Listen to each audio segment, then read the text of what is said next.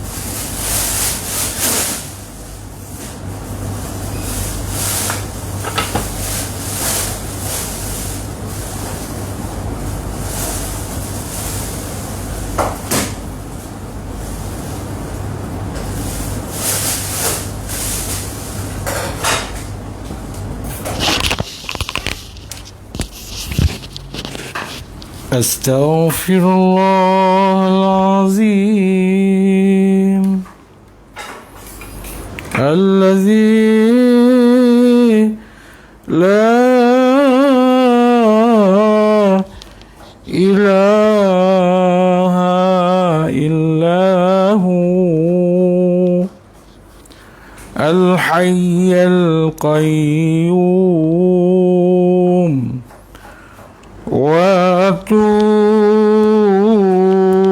وأتوب إليه أستغفر الله العظيم الذي لا إله إلا هو الحي القيوم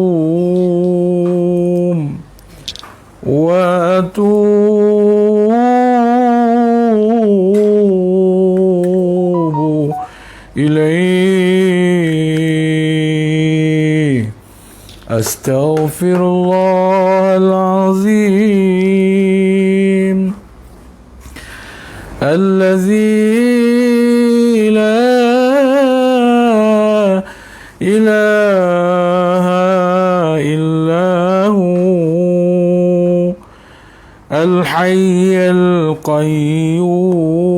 القيوم وأتوب إليه أستغفر الله العظيم الذي لا إله إلا هو الحي القيوم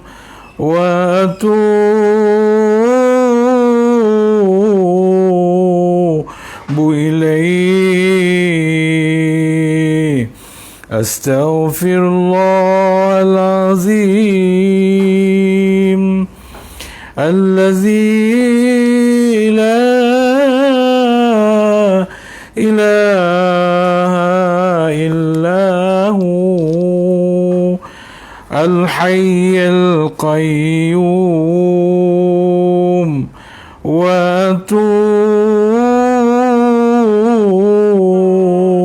وأتوب إليه أستغفر الله العظيم الذي لا إله إلا هو الحي القيوم وأتوب إليه أستغفر الله العظيم الذي لا إله إلا هو الحي القيوم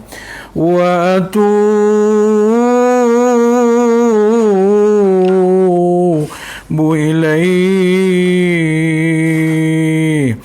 أستغفر الله العظيم الذي لا إله إلا هو الحي القيوم وأتوب إليه أستغفر الله العظيم الذي لا إله إلا هو الحي القيوم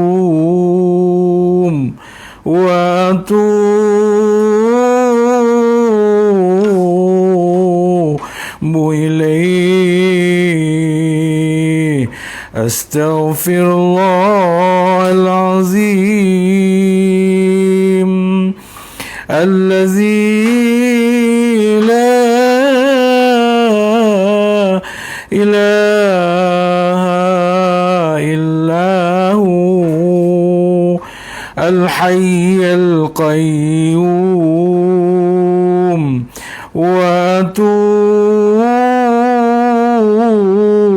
وأتوب إليه أستغفر الله العظيم الذي لا إله إلا هو الحي القيوم وأتوب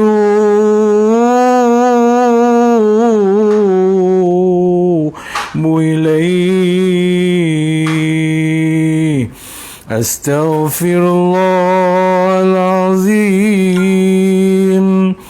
الذي لا إله إلا هو الحي القيوم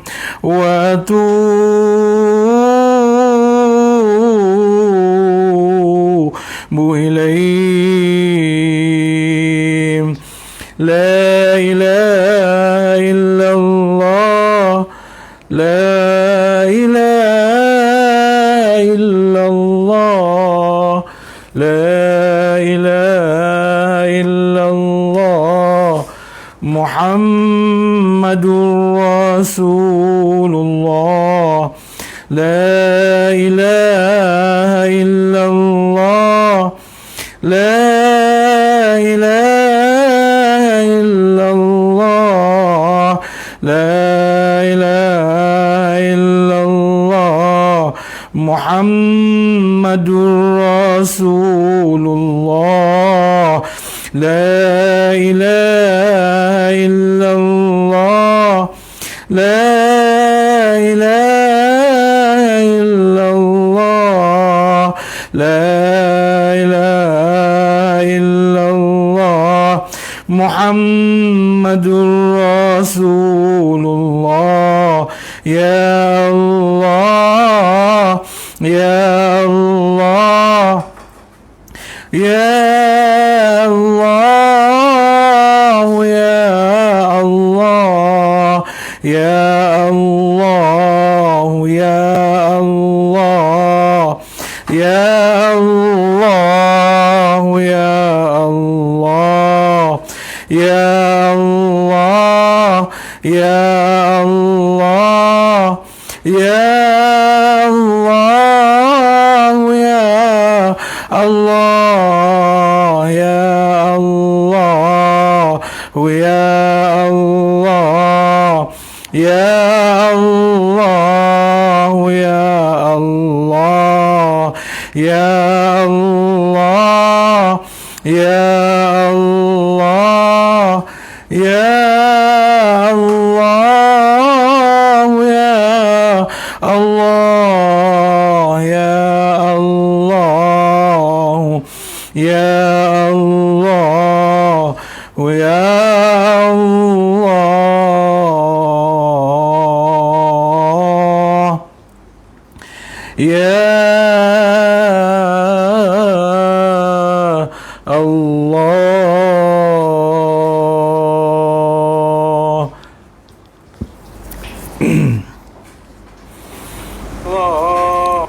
Assalamualaikum warahmatullahi wabarakatuh. Bismillahirrahmanirrahim. Alhamdulillahillazi arsala rasulahu bil huda wa dinil haqq liyuzhirahu ala ad-din kullihi walau karihal kafirun. Asyhadu an la ilaha illallah wa asyhadu anna Muhammadan abduhu wa rasuluh imamil muttaqin wa qaidid du'atil mujahidin.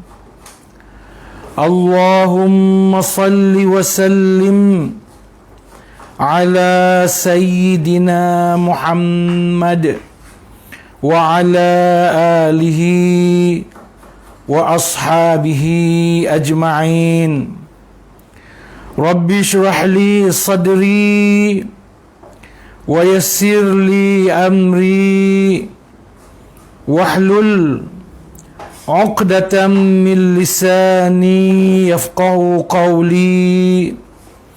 Ar-Rahman 'allamal Qur'an khalaqal insana 'allamahul bayan.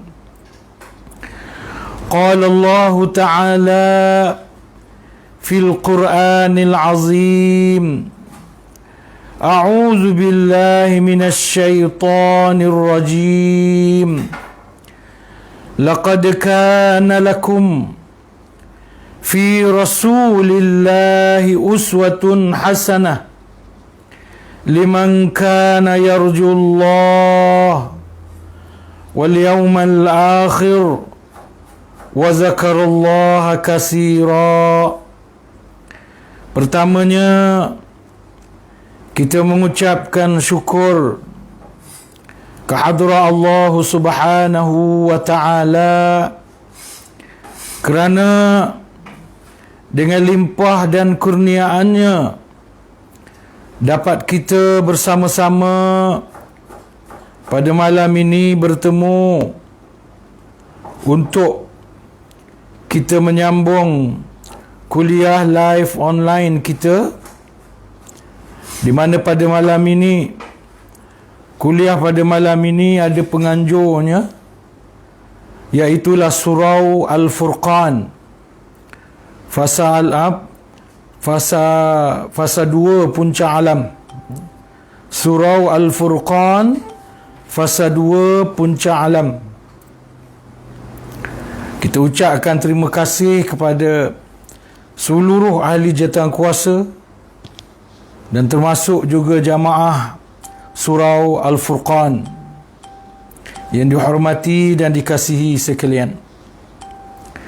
Keduanya, saya nak memohon maaf kerana saya terlupa. Sepatutnya pada malam ini saya membawakan tafsiran surah-surah atau ayat-ayat yang terkandung di dalam juzuk amma.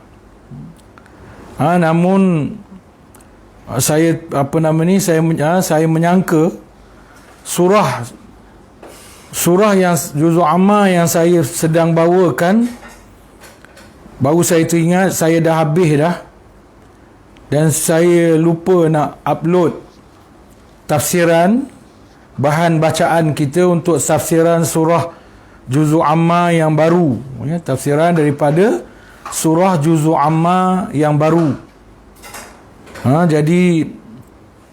Jadi beginilah, saya tunda tafsiran surah dan ayat-ayat Quran daripada juzuk amma ini minggu hadapan, iaitu pada hari Ahad minggu hadapan, di mana nanti ada kuliah di bawah penganjuran surau Madrasah Al-Ihsaniyah, ya, Ampang Jaya sana. Jadi tak mengapalah, sebab dia sepatutnya surah Al-Furqan, tetapi oleh kerana kita ceramah buat masa ni di dalam online, secara online, jadi kalau saya buat atas anjuran mana-mana pun, tuan-tuan tetap mengikuti kuliah ini melalui online. Jadi kalau besok kuliah sudah boleh dibuat di surau masing-masing, masa tu dia tak jadilah. Kalau Furqan, tafsiran ayat-ayat dalam surah juzuk amma lah, dan begitu juga surah-surah yang lain. Jadi tafsiran surah juzuk amma kita sambung minggu hadapan, ya. Bulan hadapan kalau masih lagi kuliah online, saya akan bawakan untuk Furqan ini, penganjuran Furqan ini, saya akan bawakan bacaan dan ulasan tafsiran ayat-ayat dan surah-surah yang terkandung di dalam juzuk amma, ya. Jadi untuk malam ni kita sambung dulu, lagi pun elok kita sambung juga, habiskan ayat 3 ni, ayat 2 daripada surah Al-Baqarah, sebagaimana yang saya telah sebutkan sebelum ini, terutamanya dalam kuliah yang lalu, di mana surah ayat 2 daripada surah Al-Baqarah ini saya bahagikan kepada 3 frasa. Saya bahagikan kepada 3 frasa. Ya, frasa yang pertama, zalikal kitab, inilah dia Al-Kitab. Walaupun zalika itu, tetapi tafsiran yang majoriti dia kata ini. Zalikal kitab, inilah dia Al-Kitab. Ini frasa pertama, ayat 2. La raiba fihi, yang tidak ada keraguan padanya. Ya, la raiba fihi ini frasa yang kedua. Maka frasa pertama dan frasa yang kedua ini saya telah bacakan dan memberikan sedikit sebanyak ulasan pada tafsiran-tafsiran yang saya bacakan pada jadual yang lalu, pertemuan yang lalu. Maka pada malam ini kita cuba nak menamatkan kalau sempat, ya, frasa 3 daripada ayat 2, iaitu hudal lil muttaqin. Zalikal kitab, frasa 1, la raiba fihi, frasa 2, hudal lil muttaqin. Yang makna sepintas lalunya ialah menjadi petunjuk kepada orang-orang yang bertakwa. Itulah dia Al-Kitab, inilah dia Al-Kitab yang tidak ada keraguan padanya, yang menjadi petunjuk kepada orang-orang yang bertakwa, atau bagi orang-orang yang bertakwa. Di mana dalam huraian tafsiran ada disebutkan dan hudan. Perkataan huda itu atau hudan, hadalia itu,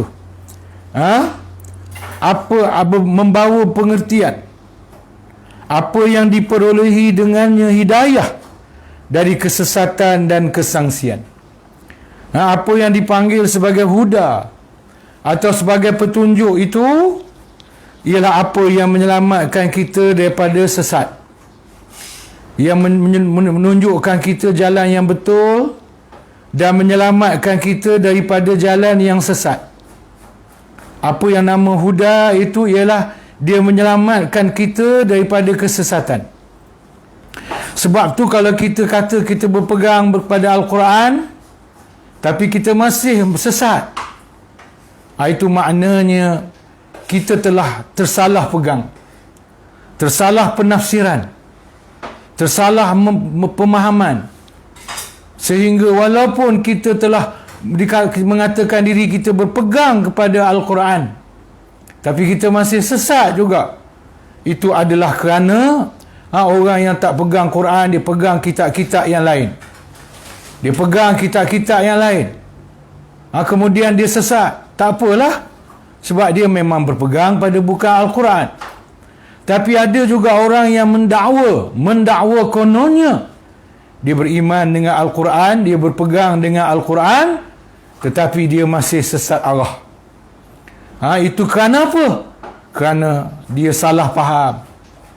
Dia sangka dia sedang berpegang dengan Al-Quran, dia sangka dia sedang ikut Al-Quran, tetapi sebenarnya dia salah faham terhadap Al-Quran itu, sehingga dia masih sesat juga, salah arah juga. Kemudian tuan-tuan, petunjuk itu, yakni Al-Quran itu bukan sahaja menyelamatkan kita daripada kesesatan, tetapi ia juga menyelamatkan kita daripada keraguan. Ia menyelamatkan kita daripada syak wasangka ataupun keraguan, kesangsian. Orang yang masih sangsi, orang yang tidak berpegang pada Al-Quran ataupun dia belum betul-betul berpegang pada ajaran Al-Quran, ataupun dia tersalah faham, tersalah di dalam memahamkan Al-Quran. Sebab tu kalau orang yang betul-betul berpegang pada Al-Quran dalam makna memahamkan dengan benar mesej dan maklumat daripada Al-Quran, maka dia akan keluar daripada kesangsian, dia akan keluar daripada keraguan. Dan apa yang dengannya ada petunjuk kepada cara hidup yang berguna dan berfaedah. Hudan itu juga membawa makna sesuatu yang menunjukkan kita cara hidup. Bagaimana nak hidup di atas muka bumi Allah Subhanahu Wa Taala ini. Quran itu buku, Quran itu salah satu sifat Al-Quran itu. Bukanlah Quran itu buku itu, tapi salah satu sifat daripada Al-Quran itu ialah dia menu, dia bersifat menu kehidupan. Dia membawa petunjuk cara bagaimana nak hidup dengan cara yang betul. Cuma Al-Quran tidaklah menunjukkan bagaimana cara nak makan, bagaimana cara nak masak. Itu buku menu. Quran dia tidak tunjuk bagaimana cara nak makan, bagaimana cara nak masak. Itu kita sendirilah pandai-pandai. Ilmu masakan tu pun dia berkembang ikut rasa kita, cita rasa kita. Jadi Quran dan Nabi Muhammad, Nabi-Nabi dan Rasul-Rasul alaihissalatu wassalam, dia datang ke atas dunia ni bukan untuk tunjuk cara nak makan, cara nak masak. Tidak. Tetapi dia menunjukkan apa yang boleh makan dan apa yang tidak boleh makan. Apa yang makan hukumnya haram, kalau dimakan hukumnya halal, kalau dimakan hukumnya harus makruh dan seumpama. Dan setidak-tidaknya dia tunjuk adab cara makan yang betul. Asas yang dikatakan adab makan. Boleh makan macam-macam mana cara pun, tetapi Al-Quran yang diterjemahkan, yang ditafsirkan oleh Nabi Muhammad sallallahu alaihi wasallam, oleh Rasulnya Nabi Muhammad sallallahu alaihi wasallam, maka dia Al-Quran ini dia membawa adab. Cara makan dari segi adab. Bukan cara makan tu ialah pakai sudu, pakai tangan, tidak. Maksudnya adab. Apa yang sunnah. Makan pakai tangan sunnah. Tapi kalau makan mi, nak makan pakai tangan macam mana? Kuah dia macam mana? Mi bolehlah ambil. Kalau mi goreng tu mungkinlah boleh pakai tangan. Tapi kalau mi berkuah tu, laksa tu nak makan pakai tangan macam mana? Kalau kita cedok laksa dengan tangan, lepas tu hirup kuah mangkuk, udah buruk pula akhlak, buruk pula perangai.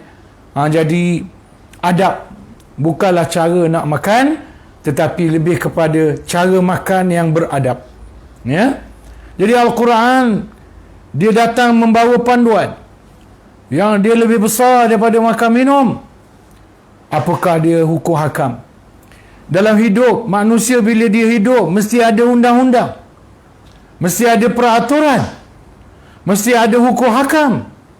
Maka hukum hakam yang layak dipakai dan dipegang oleh kita manusia di dalam dunia ini ialah hukum hakam, undang-undang yang datang, yang tersimpul sebagaimana disimpulkan oleh para ulama daripada Al-Quran. Kan? Bagaimana kita nak ambil undang-undang Islam? Pak Quran bukan kitab undang-undang.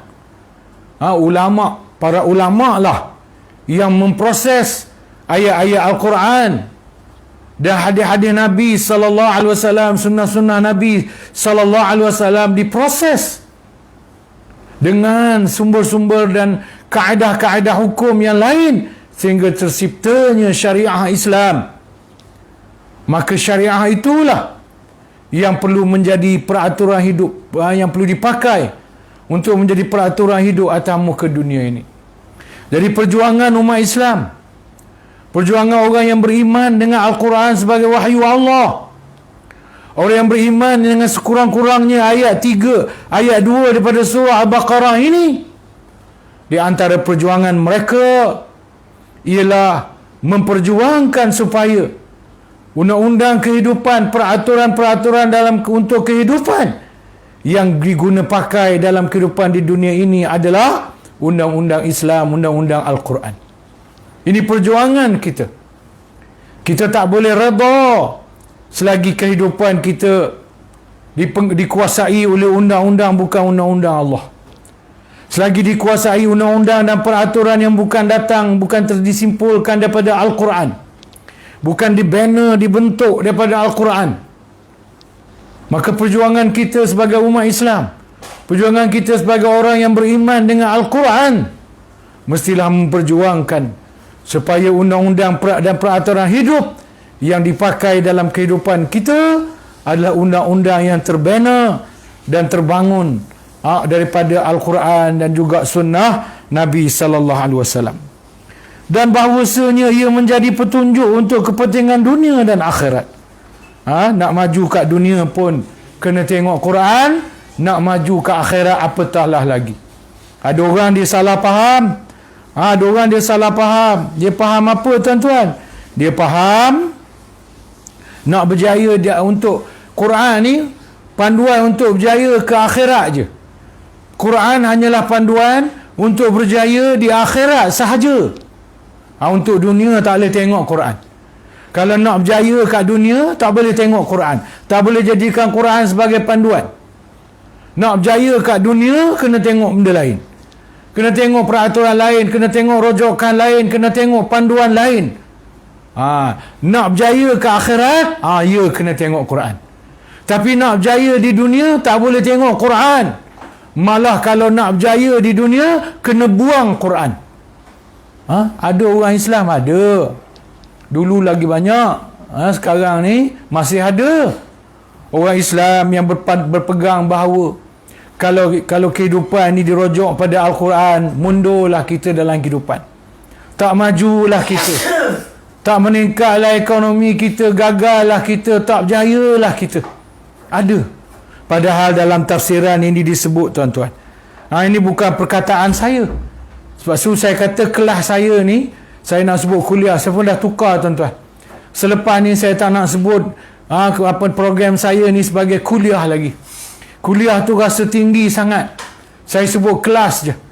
Kelas. Sebab tu saya sebut kelas saya ni atau kuliah atau kelas saya ni, kelas, saya tak kata kelas tafsir Al-Quran.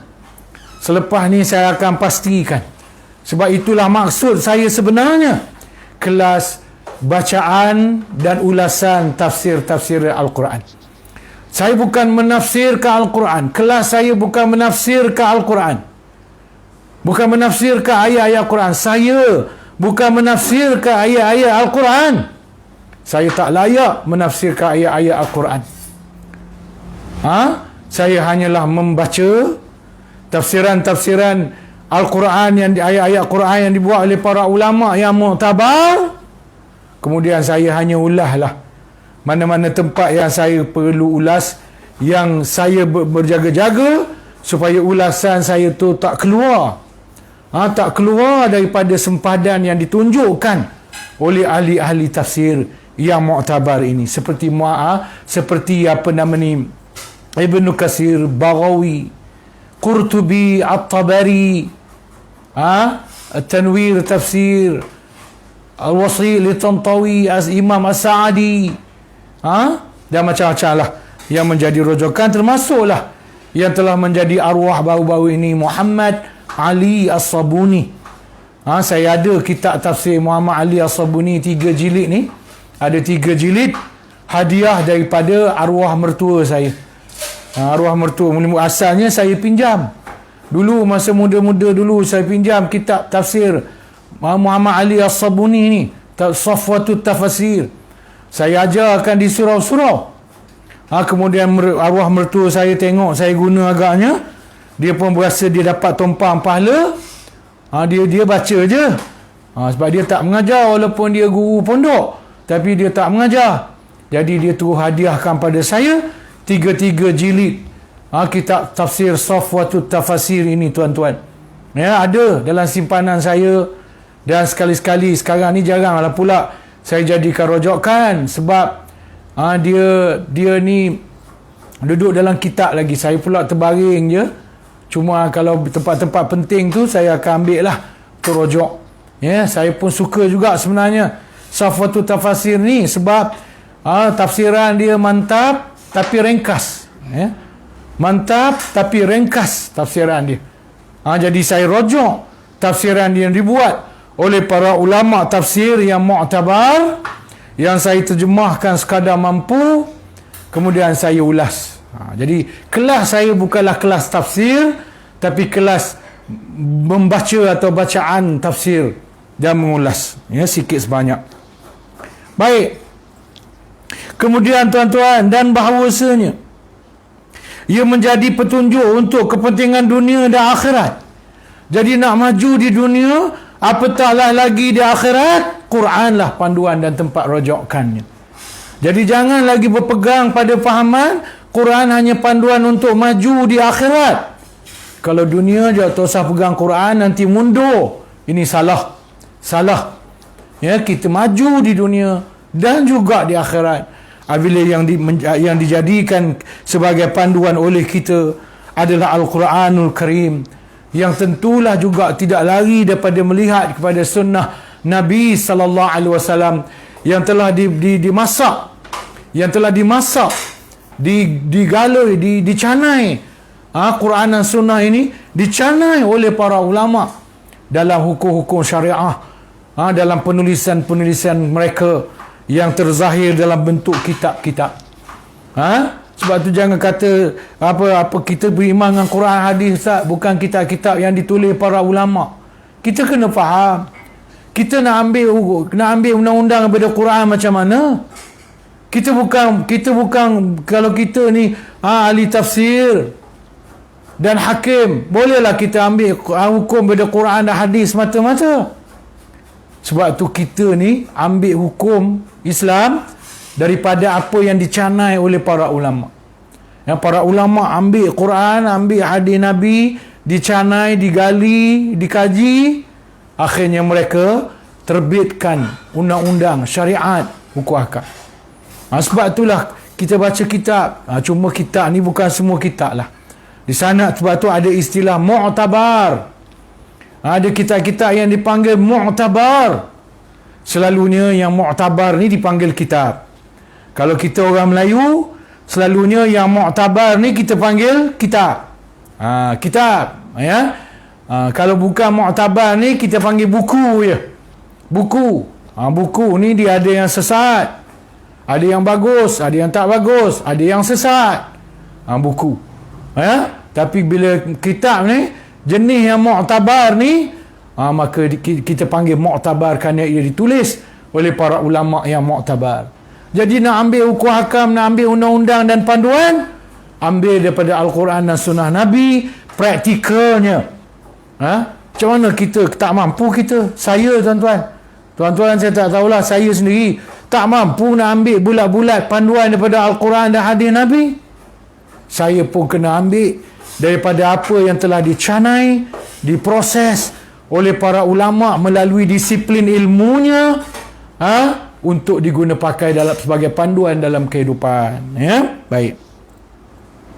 Ia juga panduan bagi manusia di dalam perkara dasar ataupun cabang, menjelaskan apa yang benar dan batil. Benda besar pun, prinsip pun kita ambil Quran, benda cabang pun ada juga panduan daripada Al-Quran, cuma barangkali Al-Quran tidak mendetailkannya. Itu saja. Yang baik benda kecil, benda besar, Quran ada sebut. Cuma benda yang bersifat detail, penguraian, pendetailan, itu dia akan datang daripada hadis Nabi sallallahu alaihi wasallam.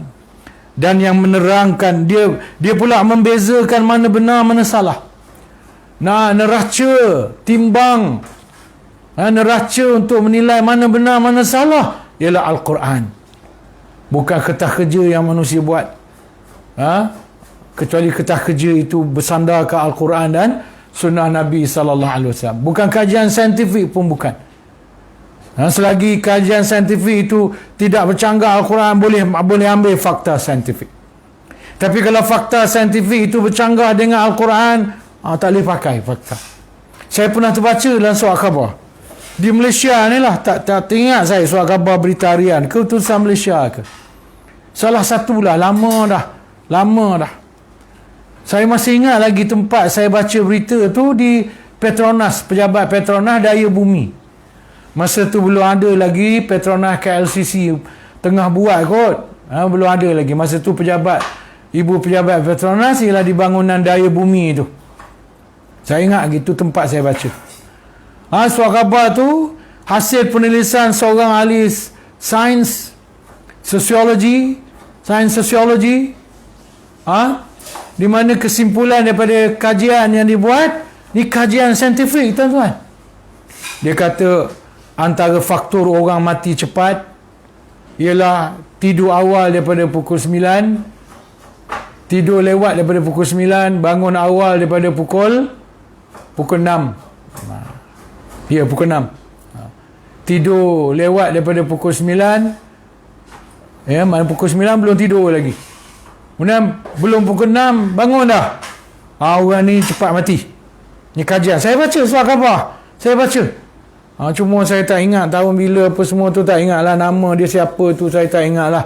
Zaman tu zaman belum ada teknologi ni. Kalau ada dah, saya ambil gambar dah, saya mungkin masukkan dalam Facebook ke. Tapi zaman tu rasanya Facebook pun belum ada. Belum ada juga kot.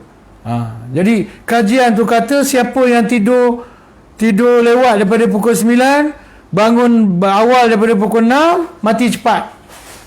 Tu macam mana dengan ayat Quran dan hadis-hadis Nabi yang menggalakkan kita bangun tahajud 2/3 malam ni. 2/3 malam ni pukul berapa, tuan-tuan? Itu kajian ni tak betul. Maknanya kalau kita nak ikut kajian ni, kalau selalu bangun tahajud, mati cepatlah kita. Mati awal lah kita, tuan-tuan. Kalau ikut kajian sosiologi yang dibuat oleh pakar ni, kajian yang bersifat saintifik. Tapi ada satu kajian sains yang bertepatan dengan tuntutan syarak. Apa dia? Kajian yang mengatakan tidur yang terbaik ialah tidur pukul 9. Pukul 9. Kemudian kalau kita tidur pukul 9, cukup 3 jam je. 9, 10, 11, 12. Sebenarnya. Atau 1, 2, 5 jam. Tidur pukul 9. Sebab apa? Bila tidur pukul 9 tu, pukul 9 nak bawa ke pukul 2 tu, atau pukul 12 tu, tuan-tuan, tidur tu tidur berkualiti. Tidur 1 jam, tidur pada waktu tu menyamai 2 atau 3 jam. Saya pun tak ingat. Tidur 1 jam, tidur tu katalah 9 sampai ke pukul 10 tidur. Sejam tidur pukul 9 ke 10 tu menyamai tidur 2 atau 3 jam. Jadi kalau kita tidur sampai pukul 12 dah berapa jam? 9 jam ataupun 6 jam tidur dah. Kalau tidur pukul 2 lagi lah berapa jam tidur dah. Lena. Lena. Yang ni tak apa betul lah. Sebab antara waktu yang dikatakan sunat tahajud tu ialah pukul 12. Kalau tak nak khilaf ialah pukul 2 atau pukul 3. Pukul 12 tu ada pendapat kata dah boleh mula tahajud. Kalau sahur misalnya, waktu sahur tu pukul 12 tu dah boleh, 12 ke atas tu dah boleh mula sahur. Tapi kalau tak nak khilaf, pukul 2, 3 ke atas tu itu dah tak ada khilaf dah. Memang waktu sahur. Betul lah tu. Kajian macam ni boleh pakai. Sebab kajian seperti ini dia bertepatan, selari, sesuai, suitability dengan apa yang dibawa oleh hadis-hadis Nabi sallallahu alaihi wasallam. Ya Quran, ya ayyuhal muzammil qumil laila illa qalila nisfahu aw inqus minhu qalila aw zidhu alaihi waratil Qur'ana tartila. Misalnya. Jadi tuan-tuan ini ya. Baik. Dan yang menerangkan kepada mereka jalan bagaimana yang bermanfaat untuk mereka lalui di dunia dan di akhirat. Ini samalah macam tadi tuan-tuan. Macam kita katakan bahawa menjadikan Al-Quran panduan sebagai panduan hidup. Macam mana kita nak bermasyarakat, nak bergaul dalam masyarakat, apa adab dia, apa atau cara dia, apa hukum beradab, hukum pergaulan, undang-undang dalam kehidupan dan sebagainya tuan-tuan. Sosiologi. Dia ada sistem sosiologi dalam Islam. Sistem bermasyarakat, sistem bernegara, sistem kekeluargaan ada dalam Islam. Ada dalam Quran dan hadis Nabi sallallahu alaihi wasallam yang tersimpul dalam ajaran Islam, atau lebih spesifik lagi istilahnya yang tersimpul di dalam syariat Islam sebagaimana yang dihimpun oleh para ulama yang muktabar di dalam kitab-kitab mereka. Takwa adalah sebab yang utama untuk memperolehi hidayah. Maka frasa 3 daripada ayat 2 daripada surah Al-Baqarah ini juga tuan-tuan menunjukkan bahawa takwa ni sebab utama nak dapat hidayah. Antara sebab utama, punca utama pemerolehan hidayah oleh kita ialah takwa. Kalau kita tidak ada sifat takwa ini, susah nak dapat hidayah. Jadi ibu kepada sebab untuk memperolehi hidayah adalah takwa. Apakah takwa? Ni lepas ni dia ulas lah ni. Dia mengulas makna takwa yang saya akan ulas bila tiba tempat dia. Hakikat takwa itu adalah ni dia. Dia mula mengulas makna takwa. Hakikat takwa itu adalah memelihara diri dari murka. Lupa saya nak beritahu makluman terutamanya untuk anak-anak saudara saya lah, dan adik-beradik saya. Kursi roda elektrik yang saya duduk malam ni tempat ceramah ni ialah saya dapat daripada arwah adik saya Umar bin Abdul Aziz yang baru meninggal lebih kurang sebulan atau sebulan lebih yang lalu. Dia meninggal dunia. Jadi anak dia tanya, abah nak tak kursi roda elektrik Abi ni? Saya tanya dia balik, abah muat tak? Dia kata muat. Abah dulu mungkin tak muat, abah sekarang muat, dia kata. Abah dulu tu saya jenis besar lah. Sekarang ni dah kecil sikit, taklah kecil sangat, kecil sikit, muat, dia kata. Ni saya duduk lah ni. Jadi kita sempena itu kita sedekahkan sedikit.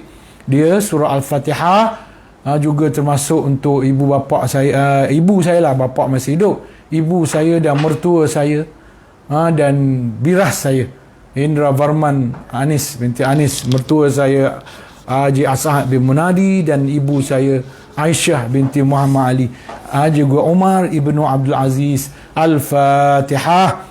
A'udzu billahi minasy syaithanir rajim. Bismillahirrahmanirrahim. Alhamdulillahi rabbil alamin. Ar-Rahmanir Rahim.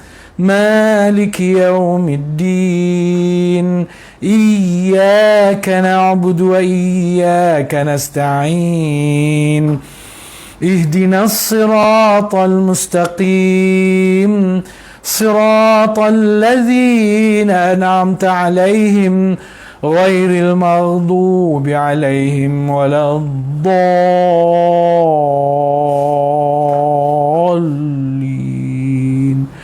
Amin. Ya Allah, jika sekiranya bacaan-bacaan kami tadi, khususnya ayat dari Al-Quran, khususnya surah Al-Fatihah, ada pahalanya, maka hadiahkanlah juga pahalanya kepada arwah Aisyah binti Mu'ali, arwah Haji As'ad bin Munadi, arwah Umar ibn Abdul Aziz, dan arwah Indra Varman binti Anis, juga arwah seluruh ibu bapa pada seluruh mereka yang sedang mengikuti siaran ini, insya-Allah. Ya, saya buat begitu sebabnya begini, tuan-tuan. Ada pendapat ulama kata hadiahkan bacaan Fatihah ayat Quran tadi tak sampai kepada si mati. Ada ulama kata sampai. Jadi kalau tak sampai, sekurang-kurangnya kita dapat pahala membaca Al-Quran. Kita yang baca tadi dapat pahala membaca. Ya, kalau sampai, pahala baca pun kita dapat, pahala pun dapat dihadiahkan kepada bapa kita. Dan janganlah pula perkecilkan pendapat ulama yang mengatakan sampai. Walaupun Imam Syafi'i, tak salah saya lah, Imam Syafi'i sendiri kata tak sampai. Kalau tak salah saya, betulkan saya kalau saya salah. Imam Syafi'i sendiri kata tak sampai. Tapi ulama dalam mazhab Syafi'i, terutamanya Imam Nawawi, mengatakan sampai. Imam Nawawi mengatakan sampai. Pahala bacaan ayat Quran, surah Fatihah sampai pada si mati. Dan dia kata aku lebih suka. Kata Imam Nawawi, dia kata sampai pahala bacaan. Dan tapi dia kata aku lebih suka kalau sekiranya lepas baca tu angkat tangan doa. Ya Allah, hadiahkanlah juga pahala bacaan ini pada arwah sepulan-sepulan. Ya? Sebab tu saya bacakan doa tadi kerana memenuhi galakan daripada Imam Nawawi sendiri, insya-Allah. Jadi tak usah gaduh lah. Siapa nak baca-baca tu hadiah baca, tapi tak nak baca sudah. Ya, ini bukanlah benda yang prinsip, ya. Jadi moga-moga arwahnya, khususnya arwah adik saya dapat rahmat dan keberkatan, insya-Allah. Baik, kita sambung. Takwa adalah sebab yang utama untuk memperoleh hidayah. Baik. Ya, apakah takwa itu? Supaya kita dapat rebut takwa ni, kita dapat mengusahakan ketakwaan ini dah ada dalam diri kita, supaya dengannya kita akan dapat hidayah Allah. Dengannya kita akan dapat hidayah Allah. Maka hakikat takwa itu adalah apa dia? Memelihara diri dari murka dan azab Allah, dengan mematuhi perintahnya dan menghindari larangannya. Ya, maknanya kunci ketakwaan itu ialah memelihara diri daripada murka Allah. Melihara diri daripada murka Allah tu maksudnya lebih mudah cakap, pelihara diri daripada azab Allah. Kita pelihara diri kita supaya jangan kita nanti diazab oleh Allah Subhanahu wa taala. Ya, jangan kita diazab oleh Allah Subhanahu wa taala, tu maksudnya. Maka disebutkan cara untuk tak diazab oleh Allah. Ataupun apakah benda yang menyebabkan kita diazab oleh Allah Subhanahu wa taala? Apakah yang menyebabkan kita diazab oleh Allah Subhanahu wa taala? Iaitu kita tak ikut apa Tuhan suruh, kita tak tinggalkan atau kita melakukan apa yang Tuhan larang. Apa yang Tuhan suruh kita tak buat, terutamanya yang wajib. Yang sunat tu tak apalah. Yang sunat tu tak apa. Yang sunat tak apa. Yang apa nama ni, yang wajib tu. Yang wajib tu kalau kita tak buat, maka kita akan dicampakkan dalam itu, antara sebab kita akan diazab oleh Allah, mendapat azab Allah selepas mati, wal-iazubillah. Yang kedua, kita tidak meninggalkan larangan Allah. Apa larangan Allah? Allah melarang kita mendedahkan aurat. Lelaki ada batang auratnya, wanita ada batang auratnya. Kerana nak cantik, nak ikut peredaran zaman, nak ikut peredaran masa. Kalau kata nak ikut peredaran, artis pun dah pakai tudung tutup aurat dah. Nilofa pun dah sampai tahap pakai purdah dah. Pakai purdah dah. Kalau nak kata ikut peredaran zaman pun tak kena dah tuan-tuan. Tapi tak apalah. Dia degil juga. Dia berasa tak nak juga pakai tudung. Dia berasa kono, kolot, malu pakai tudung. Maka dia dedahkan aurat tu, maknanya dia menempah azab Allah Subhanahu wa taala. Menempah azab Allah Subhanahu wa taala. Orang yang pakai, ada orang kata alah, orang pakai tudung pun belum tentu tak masuk neraka. Betul? Orang yang pakai tudung tu belum tentu tak masuk neraka. Orang yang pakai tudung tu boleh jadi masuk neraka juga. Tetapi yang tak pakai tudung tentu masuk neraka. Boleh ke kata gitu Ustaz? Boleh. Orang yang tak pakai tudung, tak tutup aurat, memang confirm dah. Tuhan sebut. Ni bukan saya sebut, bukan saya menghukum. Ini hukum hakam yang terang daripada Al-Quran dan Sunnah Nabi sallallahu alaihi wasallam. Kita tak nak tutup aurat, kita langgar larangan Allah. Kita buat apa yang Allah larang, kita dedahkan aurat, azab. Allah kata lelaki jangan jadi perempuan, perempuan jangan jadi lelaki, lelaki kena jadi lelaki, perempuan kena jadi perempuan. Kita degil, kita nak seronok juga jadi lelaki. Kita salahkan Allah. Kita nafsu kita yang nak jadi perempuan padahal kita lelaki. Nafsu kita yang nak jadi perempuan padahal kita lelaki. Tapi kita salahkan Allah. Allah dah ciptakan perempuan dalam diri aku. Nak buat macam mana? Salahkan Allah. Padahal nafsu kamu tu yang nak jadi perempuan, sedangkan kamu lelaki. Nafsu kamu. Bukannya Allah menjadikan jiwa kamu perempuan. Nafsu kamu yang nak jadi perempuan. Jangan salahkan Allah. Ujung-ujung ugut nak apa, nak murtad. Ugut nak murtad. Itu hak suka hati kamu lah. Pujuk lama pujuk dah. Pujuk lama pujuk dah. Ya? Ini kita kena faham dalam persoalan ini tuan-tuan. Baik. Kita sambung balik. Hakikat takwa itu adalah diri dari murka dan azab Allah dengan mematuhi perintahnya dan menghindari larangannya. Mereka orang-orang yang bertakwa mengambilnya. Mereka, yakni orang-orang yang bertakwa. Hudal zalikal kitab la raiba fihi hudal lil muttaqin. Al-muttaqin tu mereka orang-orang yang bertakwa. Mereka, yakni orang-orang yang bertakwa itu mengambilnya, yakni mengambil Al-Quran itu sebagai panduan. Mereka tak ambil panduan lain. Mereka tak ambil hukum hakam dan peraturan lain. Mereka ambil Quran untuk jadi panduan mereka. Justru mereka memperolehi keuntungan. Itu janji. Kita akan dapat keuntungan. Saya terjemahkan perkataan asal, saya tak ingat. Apa entah ahli tafsir ini perkataan sebenar dia guna. Dia guna perkataan yang berasal usul daripada manfaat kot. Manfaat tu. Ya, tapi dia juga membawa makna keuntungan. Jadi saya ambil perkataan keuntungan. Sebab orang sekarang sebut untung tu dia nampak. Sebut manfaat kan dia tak berapa nampak. Sebut pahala dia tak berapa seronok. Tapi sebut untung dia seronok. Sebab tu saya terjemahkan dengan makna keuntungan. Kita akan mencapai keuntungan dunia dan akhirat apabila kita menjadikan Al-Quran sebagai panduan kita. Allah Subhanahu wa taala berfirman, ya ayyuhallazina amanu in tattaqullaha yaj'al lakum furqana. Wahai orang-orang yang beriman, jika kamu bertakwa kepada Allah, nescaya Dia akan memberikan furqan kepada kamu. In tattaqullaha, jika kamu bertakwa kepada Allah, maknanya pelihara diri kamu daripada azab Allah, daripada kemurkaan Allah ataupun azab Allah, dengan mematuhi perintah Allah dan meninggalkan larangan Allah. Allah akan bagi kamu furqan. Furqan adalah pintu masuk pada hidayah.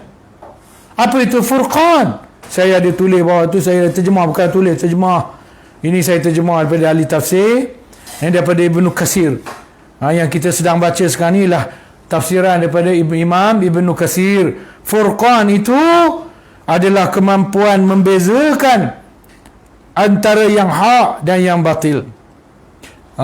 Maknanya bila kita pelihara diri, buat apa Tuhan suruh, tinggal apa Tuhan larang, baru betul-betul dapat ilmu tu tuan-tuan. Sebab tu ramai orang menuntut ilmu tapi tak dapat hidayah. Berapa ramai orang menuntut ilmu tapi tak dapat hidayah tuan-tuan. Ilmu tinggi macam iblis. Iblis ilmunya tinggi tuan-tuan. Katanya nama dia sebelum dipanggil iblis tu Azazil, tok guru malaikat, ketua segala malaikat katanya lah. Tapi dia tak dapat hidayah. Bila datang Nabi Adam dia, sebab apa tuan-tuan? Antara sebabnya orang ni walaupun dia menuntut ilmu, apatah lagi kalau tak menuntut ilmu pun belum tentu dapat hidayah. Sebab apa? Dia kena ada gabungan dia. Menuntut ilmu, cari ilmu, gali ilmu, kemudian kena ada ketakwaan. Kena amalkan ilmu tu, buat apa Tuhan suruh, tinggal apa Tuhan larang. Maka gabungan ilmu yang dicari dengan amalan, atau bahasa pendeknya, ringkasnya, gabungan ilmu dan amal. Gabungan ilmu dan amal. Ya, orang tabligh selalu sebut tu iman dan amal saleh. Mereka tak sebut ilmu dan amal saleh, iman. Dalam iman tu kena ada ilmu lah. Nak sampai kepada tahap iman tu kena ada ilmu tuan-tuan. Jadi gabungan ilmu dan amal. Kita belajar, kita mengaji, dengar kuliah, kita pergi sekolah, pergi institusi. Orang yang berkesempatan mengaji agama kat institusi pergi. Orang yang tak berkesempatan, yang mengaji kat masjid, mengaji kat surau, musim PKP tak boleh, dia mengaji dalam internet, dia belajar betul-betul. Walaupun dia duduk rumah, ustaz dalam internet, dia tetap buka kitab, ada pen, tulis nota. Walaupun ada juga yang dia buka handphone, lepas tu dia pergi masak, dia potong sayur, dia potong bawang, tak apa, dengar juga. Boleh, tak marah, mau juga dia dengar kuliah, mau juga dia dengar ceramah. Tapi lebih banyaklah yang mendapat ilmunya dengan yang betul-betul duduk depan handphone tadi. Dia duduk betul-betul depan handphone, dia ada kitab tempat rojok macam saya, ada buat rojok apa nama ni, nota bacaan, dia baca betul-betul. Kemudian dia ada buku nota, dia pula buat catatan tambahan yang perlu. Itu usaha itu digabungkan pula dengan amal. Dia pula beramal, solat bukan sakat wajib, sunat pun dia buat. Kemudian dia jaga, dia tak buat dosa, dia jaga mata apa semua. Maka gabungan ilmu, usaha mendapatkan ilmu dengan usaha beramal ni tuan-tuan, menghasilkan hidayah yang cemerlang untuk diri dia. Maka dapatlah dia hidayah yang cemerlang. Ya. Baik. Okey.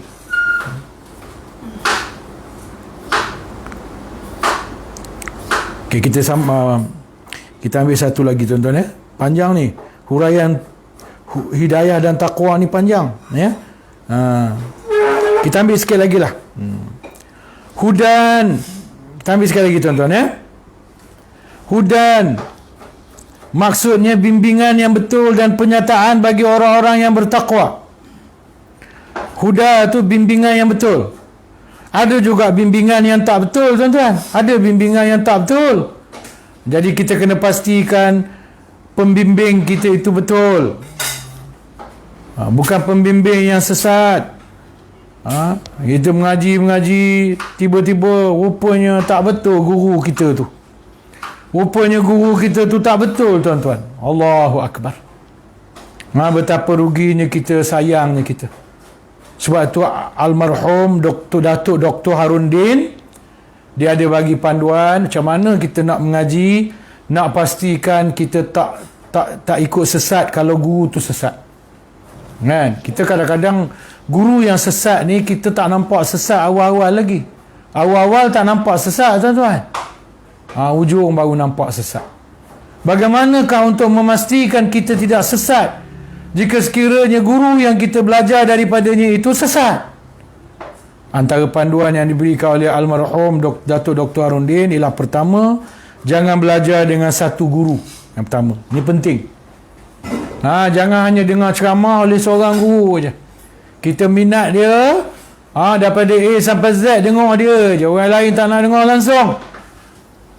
Ustaz ni je tak nak dengar ustaz lain. Ustaz lain tak seronok, serius, apa jemu dengar. Ustaz ni kelakar, kan. Ustaz ni pula apa, dia jenis sedih, menangis, seronok menangis-nangis ni. Dah lah, kadang-kadang kelakar campur menangis pula, sedih, seronok, orang lain tak nak dengar. Tak boleh. Kita mengaji kena guru lebih, kena lebih guru kita, supaya kita dapat beza. Katalah kita ada 3 orang guru, tapi 2 guru ni nampak selaras, seorang guru ni nampak lain macam, kita akan kesan. Apa lagi kalau 5 orang guru, 3 atau 4 nampak selaras ilmu dia. Kalau ada perbezaan pun perbezaan yang tak jauh lah, tapi yang seorang ni lain macam, melencong dia, boleh kesan. Apa lagi guru yang lebih 7, 8, 10 orang.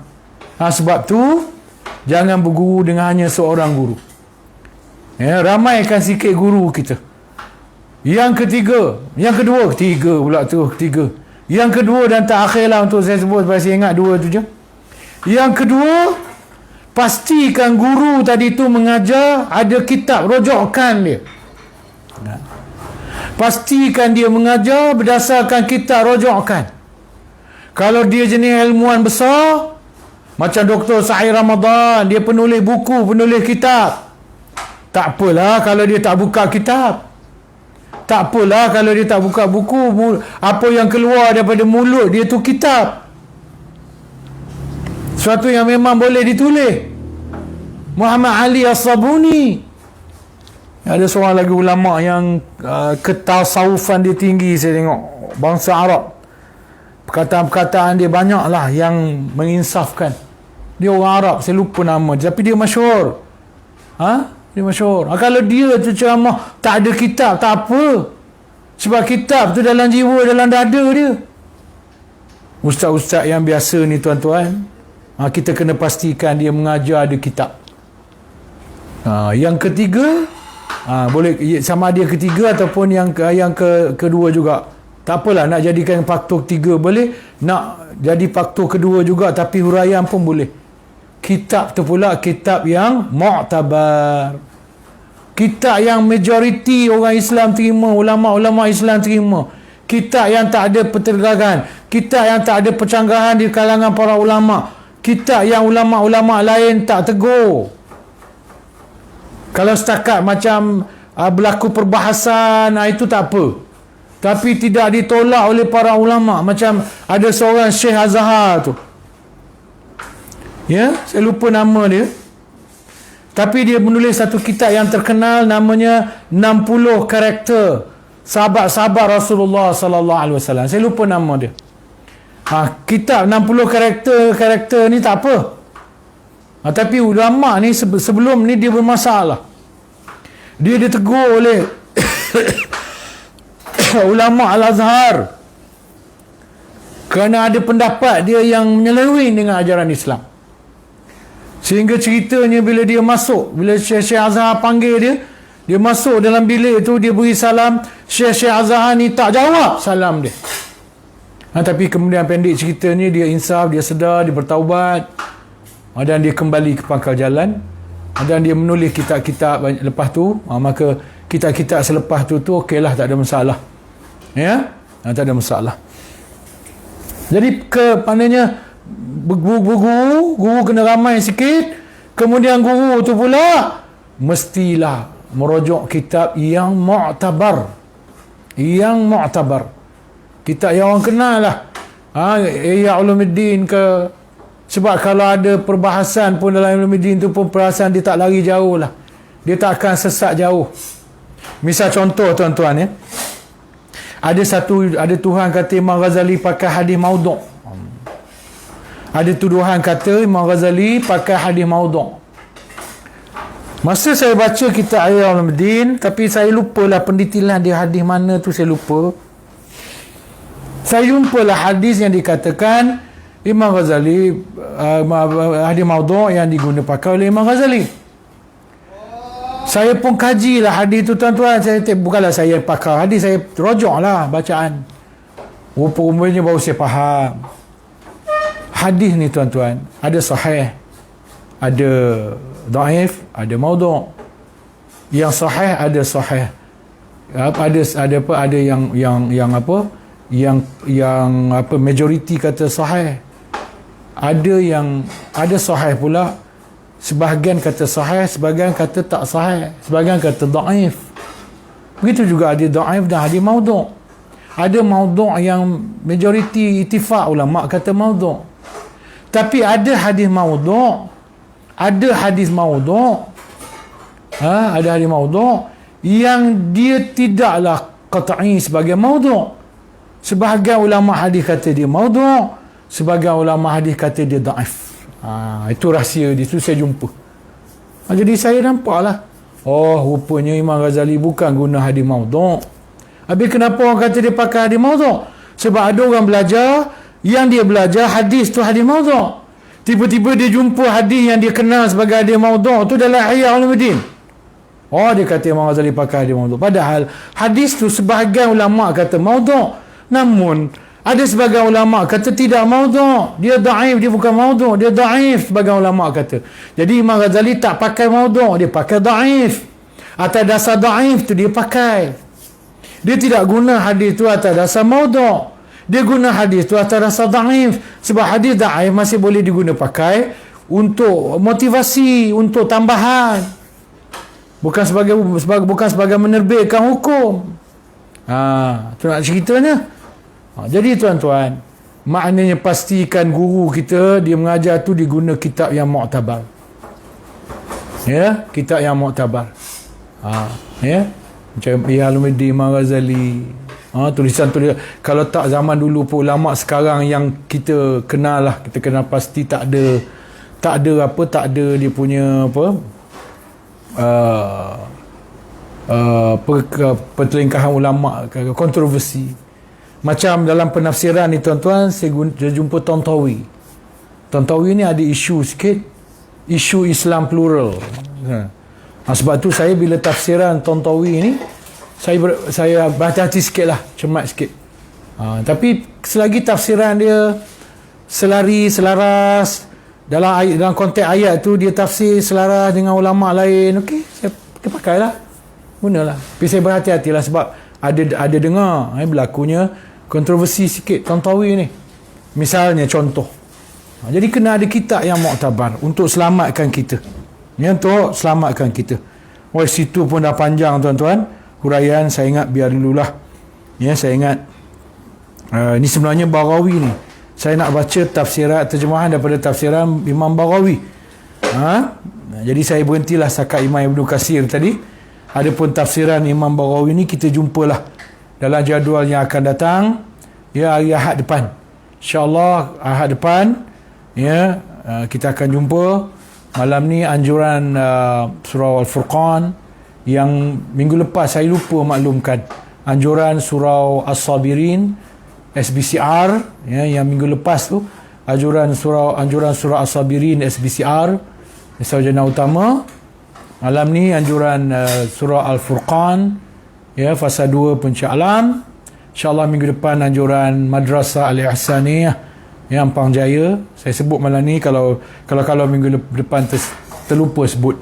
Terima kasih kepada surau-surau. Ada setakat ni ada 4 ke 5 buah surau yang menaja kuliah saya dalam sebulan semasa musim PKP ni, kuliah live online insya-Allah.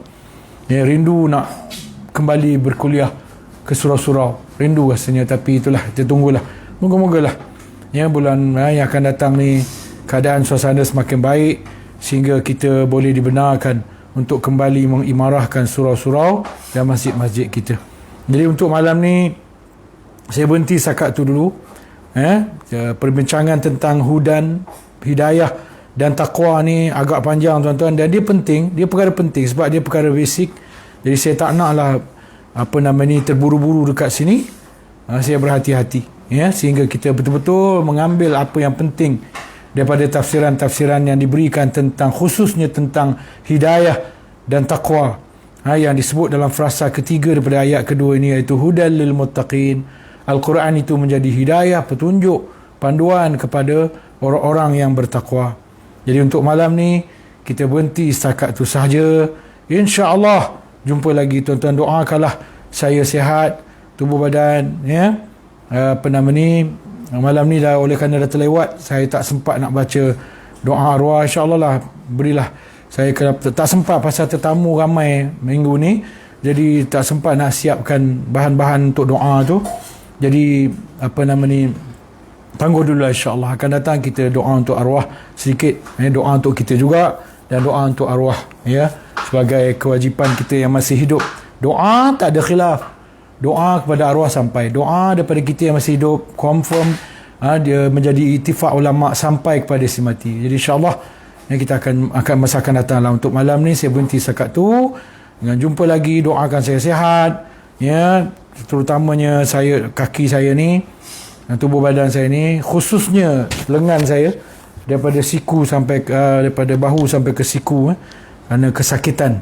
Mungkin kerana terlalu banyak menaip, saya banyak menaip kat handphone, jadi lengan saya sakit sekarang, tapi masih boleh menaip lah. Jadi moga-moga tuan-tuan doakan supaya saya boleh terus menaip, ya, menyediakan bahan tafsir dan untuk diajarkan dalam kelas-kelas saya, ya. Jadi dengan itu saya sudahi dengan lafaz wabillahi taufiq wal hidayah.